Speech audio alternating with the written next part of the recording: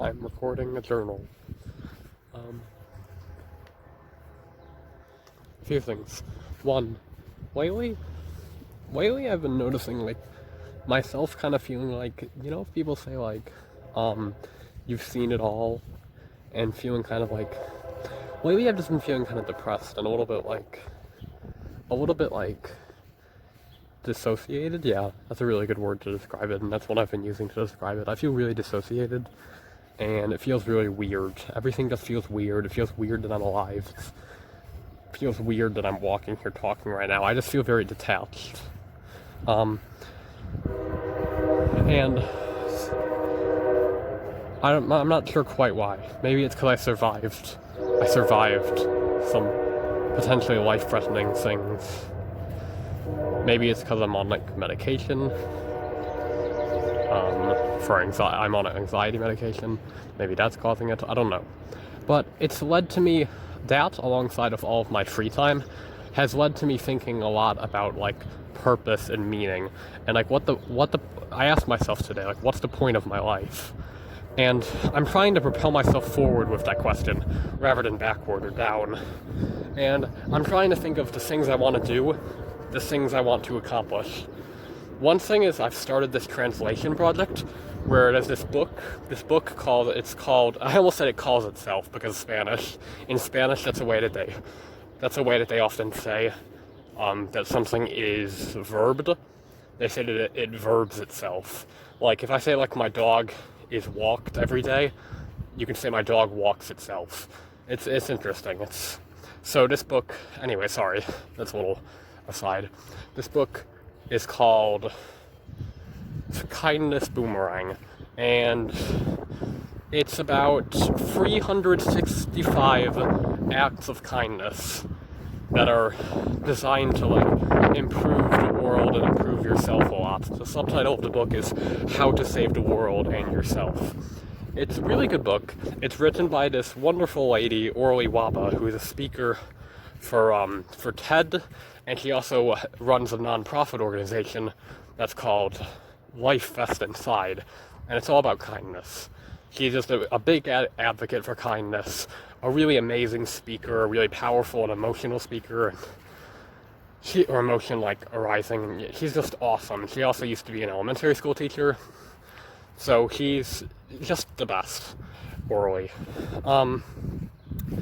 And I decided that I wanted to translate the book into Spanish, because I think it's only in English as far as I know.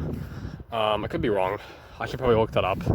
And I've been engaging with Spanish a lot lately, because I have an exam in 2 weeks from now or so. I have the AP Spanish exam. And so I want to, like, be using it a lot more so I can be better for this test. No, really, that's not quite why. I just really love Spanish, and I want to be better in Spanish. This exam has made me, like, especially want to, like, be better right now. But in general, I really want to be better, and that's going to help me a lot. So yeah, I've started translating that book into Spanish, and that's one of the things that I want to accomplish. I want to start translating books, translating speeches, translating things into other languages. Because I've been taking Spanish for 1.5 years in my high school, or almost 2 years at this point. And I've improved a lot by just talking with people in Spanish. I was like, first I got better by reading books in Spanish. Reading a book. In my Spanish class, I got bored in my Spanish class, and so I would just take out The Fault in Our Stars. I rented, my school library had The Fault in Our Stars in Spanish, and I was like, cool, I'll try that. And I tried that, and it was difficult. It's hard. It's really hard to read a book in another language, mostly just because of the vocabulary for me.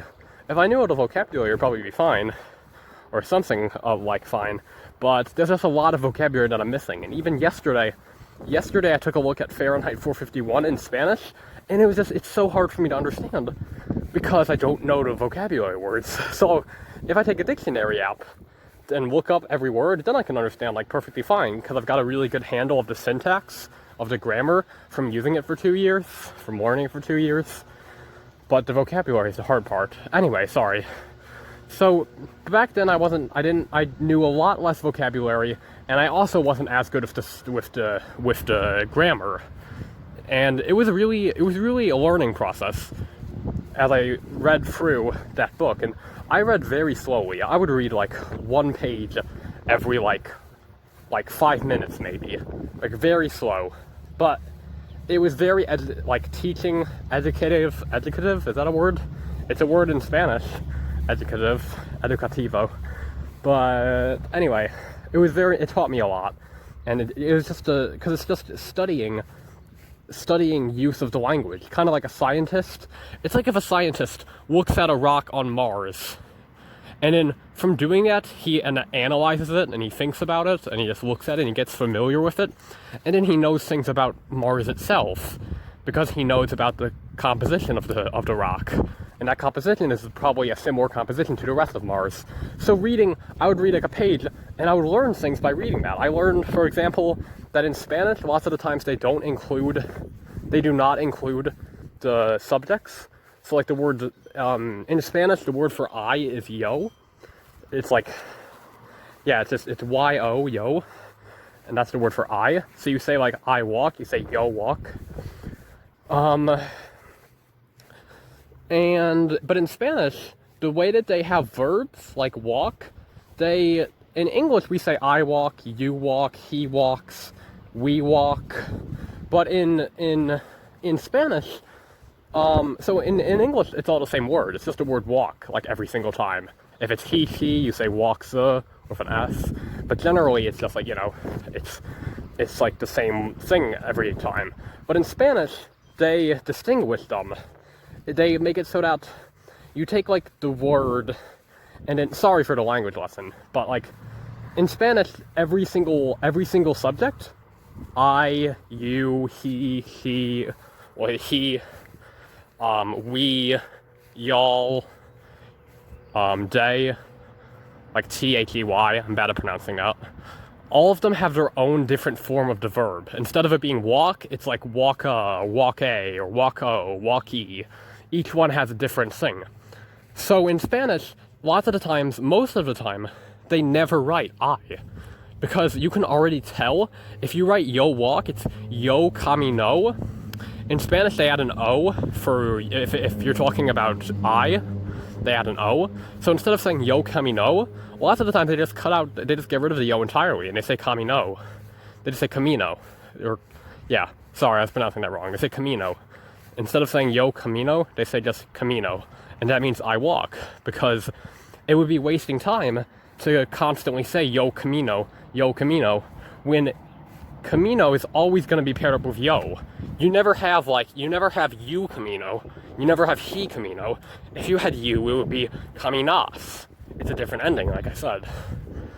So, sorry, I didn't need to give you that whole language lesson, but basically, that was something I started to learn and get familiar with, and I was already aware of it, but I wasn't that familiar with it, and reading the book, I thought, oh wow, they never say they never put two. They never put a yo. They just never put that. And so, that was one of the things that I learned. And let me make a side note here. Isn't that kind of weird? Like, imagine if you opened up an English book, just a book, and imagine if it said, like, if there were no I, you, he, we, y'all.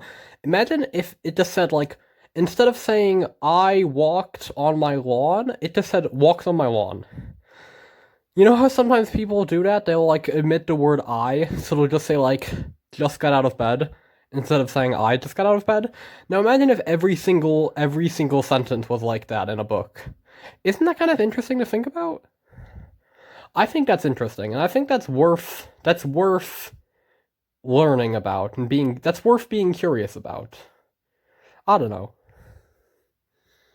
So you can see how, like, that was something I was already aware of, because I had, like, heard about it before, but I wasn't as familiar with it. And from reading this book, from reading one page, like a scientist analyzing a rock from Mars, I started to learn more things about the language, and it was a very slow process. It was slow, reading that book. I would be in class, and I would get to read only, like, 4 pages of class, because I had to focus on the work, I had to finish the work.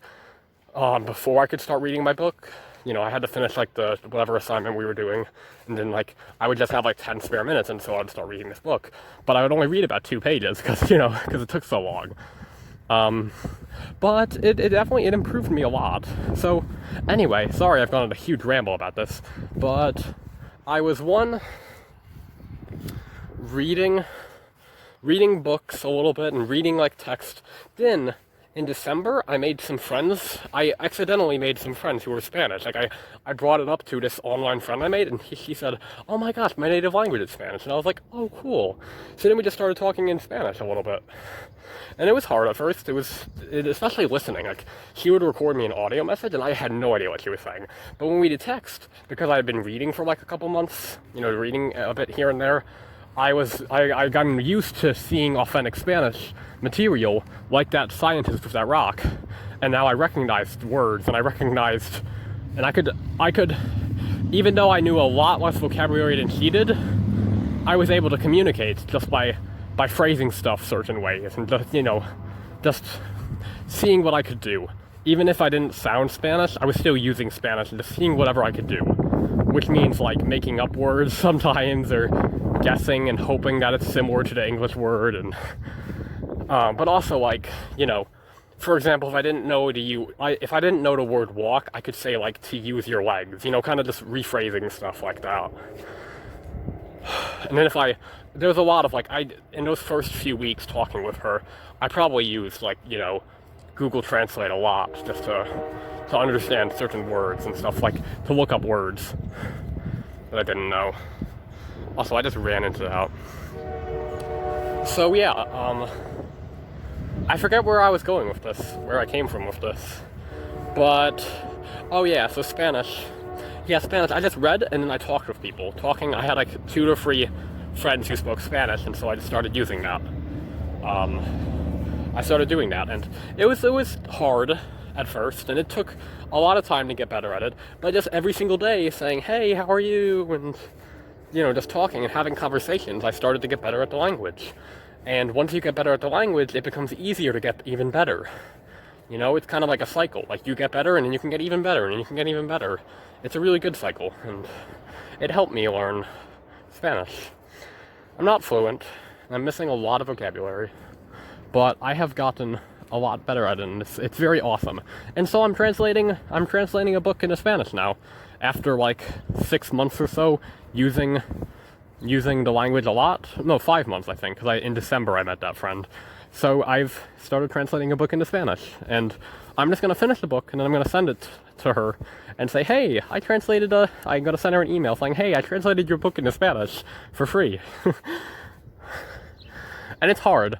So far I've only done 2 journals, and I've only done two of the acts of kindness. I've only translated 2 of them. And the second one isn't the best translation right now. I'm still working on the translation, but it's something, and it takes like 10 minutes or so to finish one. I have to look up phrases every time, several phrases, so if I don't know. But I'm learning, just as I learned with the reading and just as I learned with the talking. That's really how you learn a language, just using it a lot and getting yourself exposed and using it. If any of you want like help with Spanish, you can always like leave a comment, message me, whatever, because I love Spanish. Anyway, sorry. So I'm thinking about purpose in life and thinking about the meaning of my life. There's this quote. This song, "Get Your Wish" by Porter Robinson. He says, "I have to write the meaning of my life or else everything's in vain."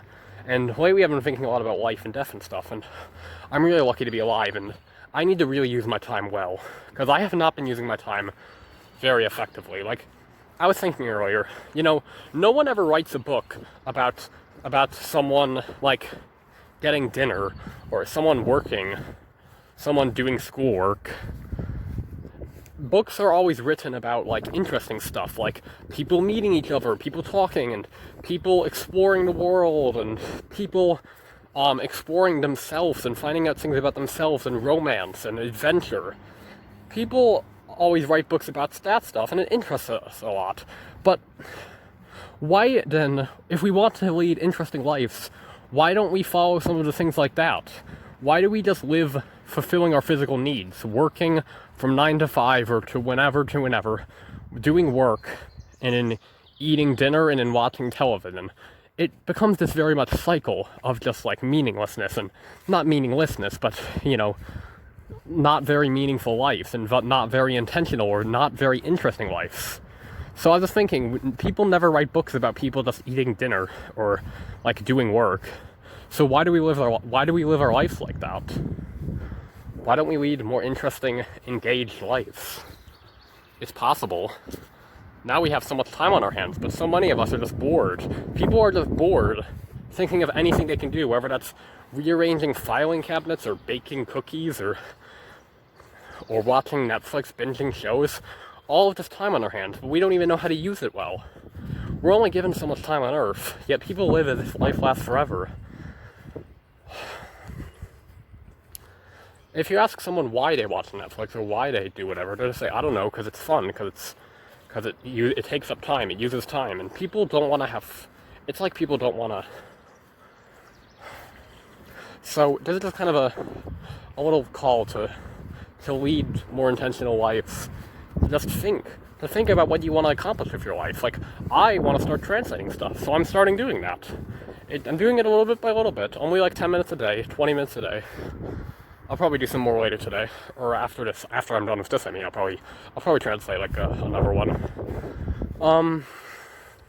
But I also want to write books, so today I'm going to write something, and I just decided that. I decided that like 1 second ago when I said it. I'm going to write something today.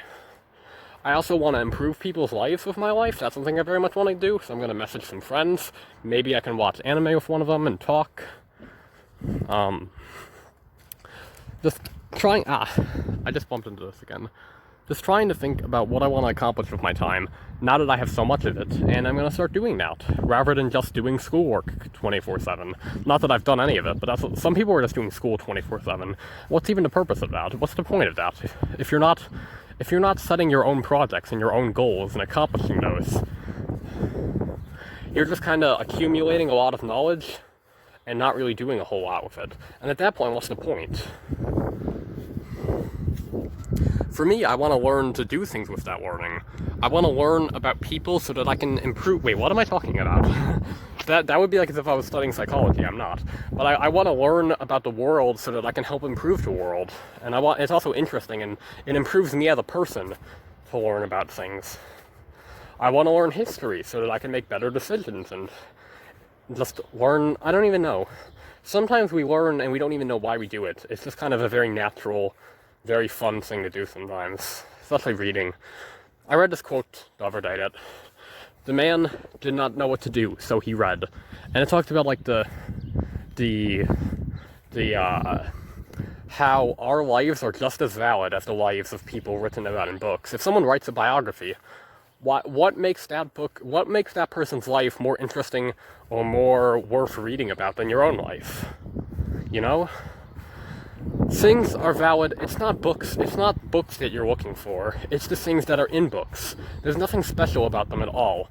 Books were just one garment in which we stitch the fabric of the universe together. There is nothing magical in them at all. Take it where you can find it. In what was it? I forgot the quote.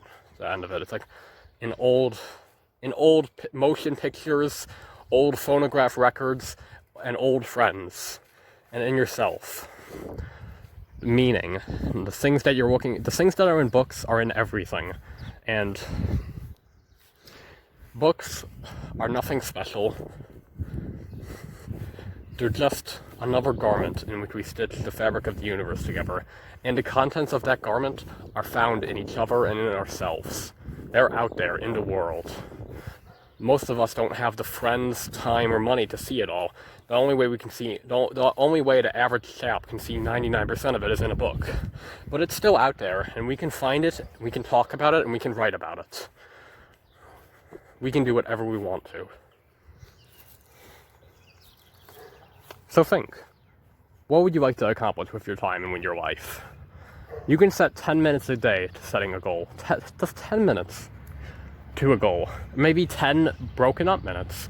Like, maybe for me, I could translate one sentence every like hour, and then I would have like 2 completed ones every day, if I can't bring up the attention span to do like 10 minutes at once. But, so just think about it, and maybe tell me about it. If you want to comment about it, if you want to talk about it, that'd be awesome. Because you can achieve whatever you want to. You can achieve whatever you set your mind to. All it takes is time, patience, and perseverance. And we can all help you with that. So, I encourage you to start a discussion. Just, what's something you've always wanted to do? What's something you would like to do? Maybe we can help.